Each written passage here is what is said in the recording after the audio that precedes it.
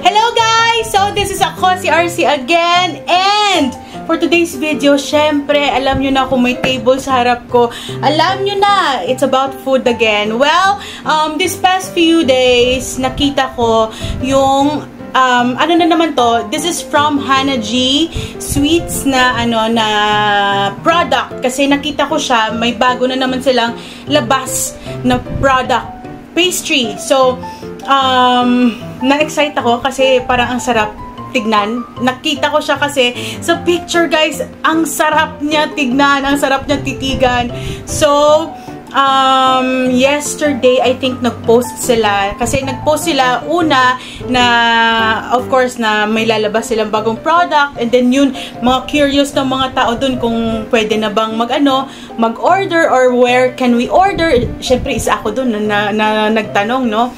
So, nagtanong ang mga tao, even me, nagtanong ako kung if where we can buy it na branch or how much, for how much. Kasi syempre curious ako kasi ang sarap ang sarap sa picture pa lang, ang sarap na siya. So kahapon nag-post ulit sila na pwede nang magpa-reserve for today, kasi ngayon ang launching nila ng product na yon. And nako, pagkita ko talaga, nag-message agad ako, and then sabi ko, can I have a reservation for tomorrow? Kasi, syempre, I want to get a hold of their new product kasi gusto ko din na matikman sila. Syempre, love local, guys, diba? We have to love our local products and produce. So, yun, nag-contact ako sa kanilang Facebook, sa kanilang Messenger. And then, yes, I get a hold for 2 tubs of that product. So, ito ang i-taste test natin today and i-review natin today. So, wag na tayong magpatumpik-tumpik pa. Let's do it! So, here it is, guys. I got 2 tubs of their new product, which is their milky cheese roll. And, tingnan natin. Okay, let's just rip the plastic bag. Oh, this is their new product. Look at that. Nakikita niyo ba? That's their new product. This is their milky cheese roll from Hannah G Sweets. So, dalawa ang kinuha ko. So, I think parang na-moist na siya kasi kanina pa to eh. It should be here by 10:30, pero I got a text na kung pwede after lunch na lang kasi parang ang sobrang dami nag-order talaga. So hindi nila ma-met lahat ng mga kumukuha ng orders. Well, we have to understand that kasi syempre sa bagong mga products at saka sa mga mga pastry shops na yan, you have to understand as a customer. Well, sana lahat makaintindi ng ganun, no? And sana yung mga nag-order hindi urgent na may event sila na kailangan talaga nila at this hour na pag-order nila. Well, sa akin naman walang problema kasi hindi naman siya urgent na for the month lang talaga to. So, yes, nakuha namin to after lunch. Si Nanang nagkuha nito and pinangalan ko din sa kanya kasi siya ang kukuha, di ba? So, yes, this is again their milky cheese roll. And yeah, ito siya. Ang isa nito parang na siya, nahulas na ba siya. So, hindi pala siya ganun kalaki na usual na cheese rolls na nabibili ko. Kasi meron akong cheese rolls na favorite na binibili ko sa Bob's, which is super yummy talaga. Malalaki yun siya, malalaki at saka mahahaba at saka maraming cheese talaga yun, guys. Na ko na din yun na vlog ko na din yun eh.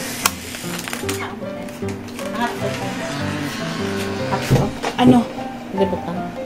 Palito lang pa.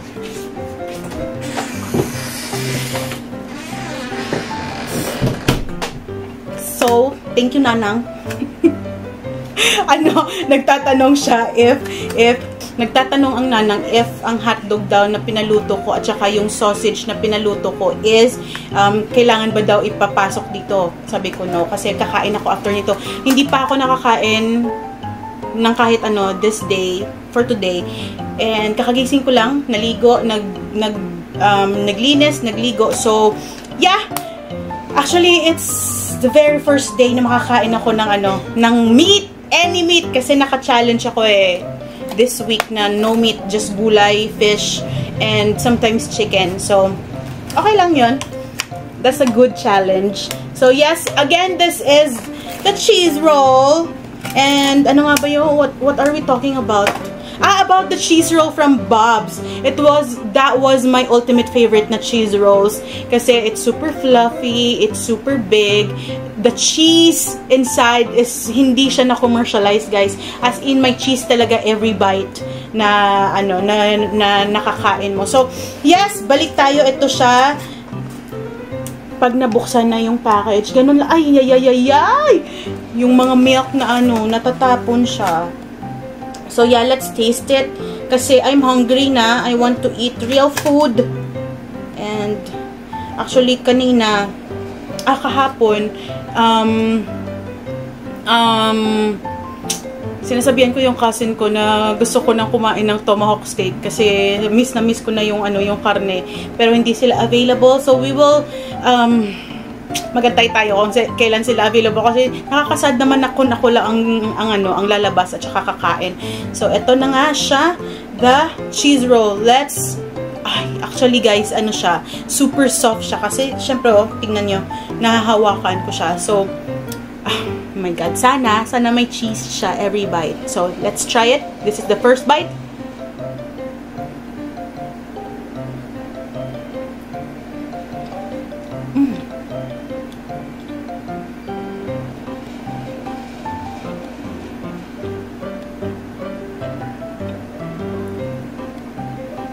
You just have to be very careful by eating this.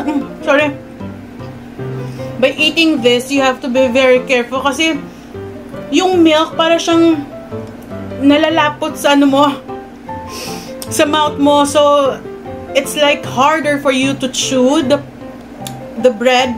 And yeah, the bread inside, it's airy. It's airy, it's fluffy. Pero sana nilakihan nila para yung feel mo talaga yung pag-bite ba. And then yung cheese, ang cheese maliit lang siya. Masaya sana if sobrang laki ng cheese. Yeah, well then, pero sa sa cost niya, pwede na din. This cost, how much was it? 70 pesos? This cost 70 pesos, I think. If I'm not mistaken, this is 70 pesos. For one tub, for one tub, tapos may siya, 4 na laman. So, okay na din yun. In a cafe like that, for 70 pesos, na 4 ang laman, okay na yun. And, yeah, nababagay lang din yung yung nakukuha mo lang din talaga kung ano ang binabayaran mo. So, what you pay for is what you get. So, yeah, yun. Pero masarap siya. Hindi siya ganun katamis, pero very careful lang pag kumain ito kasi parang ang hirap pala kumain na may milk siya kasi powdery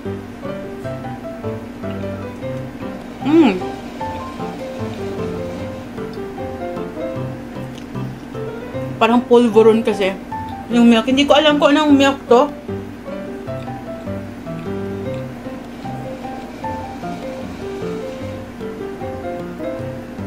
Alam nyo, yung softness and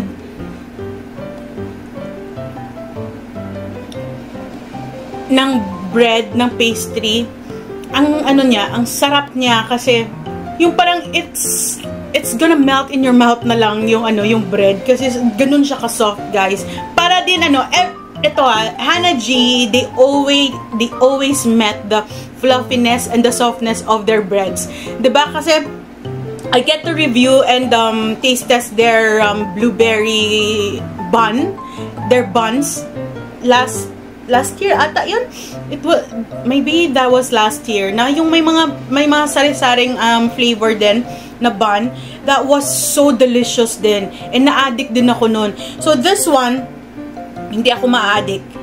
Honestly, hindi ako ma-addict dito kasi mataas na kasi parang yung ine-expect ko for cheese rolls. Kasi, syempre, mataas na yung standards nung natikman kong cheese rolls na yun na naging favorite ko.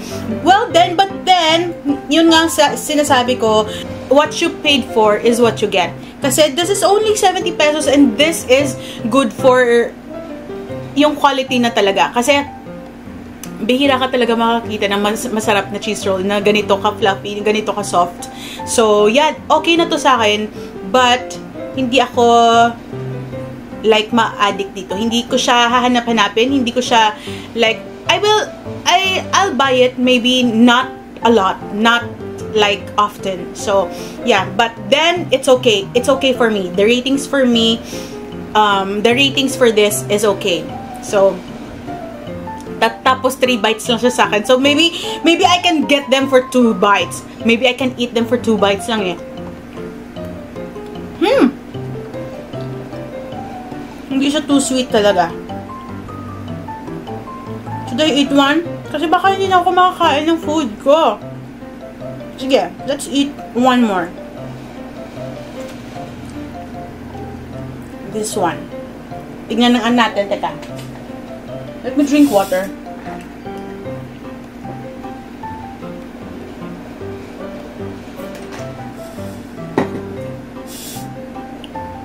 Tignan natin if makakain natin siya ng 2 bites lang.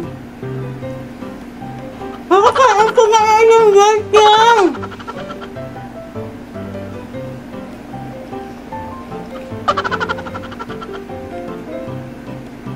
What the heck?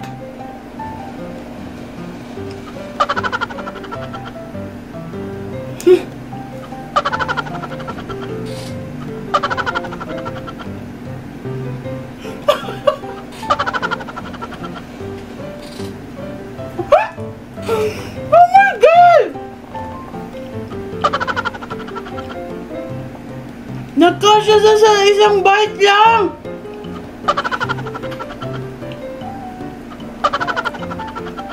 Oh my God! Really? Ganun ba kalaki yung bunganga ko? Or ganun lang kaliit yung product na to? Well, nagulat din ako. Diyos ko.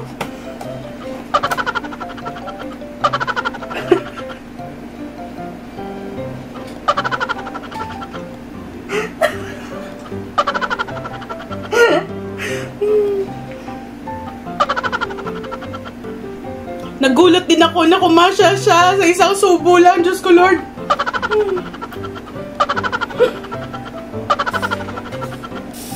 Kumasya nga. Diyos ko. Well,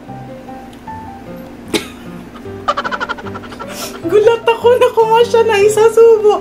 Oh my God. Well, yes.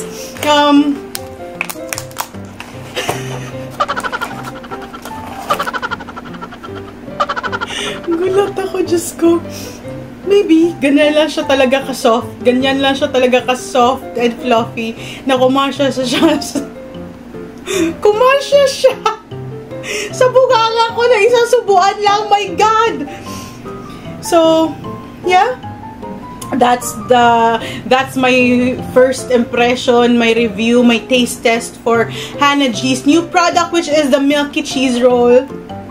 Well, sa akin, it's okay. You get what you paid for. The quality is good. They always sa akin kasi they always met the okay level of RC sa mga products nila kasi again nga, 'di ba, na taste test ko yung nila, yung buns nila. That was great. But they are good at making their breads. So yun lang ang na-observe ko sa kanila. Magaling sila pag naggawa ng bread. Bakit hindi ako marunong magsalita ngayon? So sila, magaling sila by making their breads. Kasi 'di ba, guys, sa totoo lang, ang hirap gumawa ng bread. Ako na ko yan, experience ko yan kasi I had a one-on-one lesson with a chef And wala, sumuko ako. Kasi doon ko nalaman, may mga ano palang tao, may ano sila, may sabi sa akin, ang palad mo kasi, ano siya, mainit siya. So the bread, the dough, hindi siya nasusunod. Kasi para siyang nagme-melt sa kamay mo kasi mainit nga yung kamay mo. Sabi ko, really? May ganun pala yun? Kasi pag nakita ko siya, parang ang bilis lang niyang gumawa ng ng ensaymada, gumawa ng buns. Bakit sa akin parang hindi ko ma-form? So, yun pala yun. Meron palang taong mga ganun. So, sabi ko, okay. Wag ko nang pilitin pag ayaw sa akin. Di wag, yung ganun ba? So, hindi ko na pinilit na ituloy yung lesson ko na yun for bread making. Kasi, you know, parang useless na din sa akin eh. Kasi, bakit mo nga pipilitin? Kasi, ganun ka nga. Bakit mo pipilitin na hindi nga sumusunod sa'yo yung dough, di ba? So, ma-waste lang yung time mo. Well then, balik tayo dito sa product na to. It's, again, okay product for me. And, this is, good quality. Good quality for its price. So, this is, again, for 70 pesos, 4 ang laman niya sa isang tub. And good price na din yun. Sa panahong to, good price na yun. So, yeah. Thank you guys for watching. Ako si RC again. And, na-surprise din ako na ano siya, na nakuha ko siya na isang bite lang talaga. But, yeah. Hindi siya matamis at hindi din siya, walang lasa. May lasa siya, yung bread, malasa yung bread, creamy yung bread. And, again, be careful lang talaga pag kumakain ka nito kasi nga, be careful of the milk powder. Kasi baka ma-choke kayo dahil sa milk.